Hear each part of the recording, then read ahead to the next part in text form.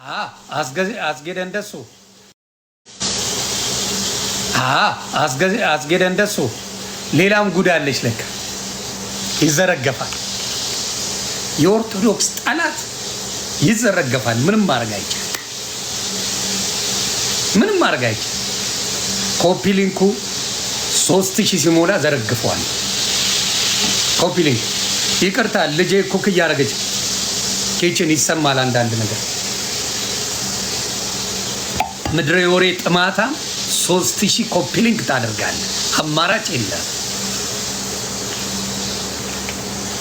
ቀላል እዚህ ውስጥ ያላችሁ 1100ዎቹ አንዳንዴ ኮፒ ሊንክ ማድረግ ነው። አለቀ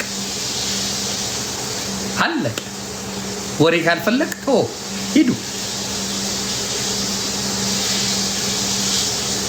ካልፈለጋችሁ መሄድ። አስጌደ እንደሱ ጉድ እየመጣ ነው። እኔ የቱ ከዛ በኋላ እኔ አላረኩ ምናምን ይልና ይሄ ካክ ጭውቴውን ይጫወተዋል። ከዛ ምንድን የሆነው መሰላችሁ? ይሄ ነው የሚያስቀው።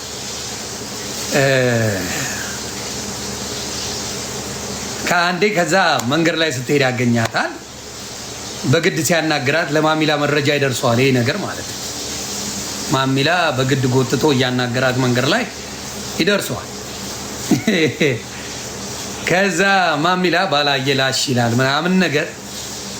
ከዛ የኤለን ሲዲ ምርቃት ነበረ ኢትዮጵያ ላይ። የኤለን ሲዲ ምርቃት ላይ ብዙ ሰዎች ብዙ አርቲስቶች ተገኝተውበታል። እነ ቴዲ አፍሮ፣ ሌሎችም ታላላቅ የተባሉ አርቲስቶች ተገኝተውበታል እዛ ጋር። ከዛ አስጌ ሰገጤ ገብታለች ደንደሾም እዛ ተገኝታ ፉን እያለች ነበር። ማሚላ ያለበት ቦታ ዱቅ ይላል። ይሄ ልክስክስ ማለት ነው። ማሚላ አርቲስት ማሚላ ያለበት ቦታ ላይ አብሮ ዱቅ ይላል። ይሄ ደግሞ ገባ ቺኩን ምናምን ነገር የሚለካክፍ ነው ምናምን ደስ አላለውም። እና ምን ያደርጋል ይሄ ሰው ይደብረውና ተነስቶ ይወጣል። ተነስቶ ሲወጣላችሁ ተከትሎት መውጣት ከማጋ ከጋርዱ ጋር ሆኖ አስጌደ እንደሱ። ከዛ ማሚላ ትንሽ ካራቴ ጎበዝ ናት። ካራቴ ጎበዝ ነው።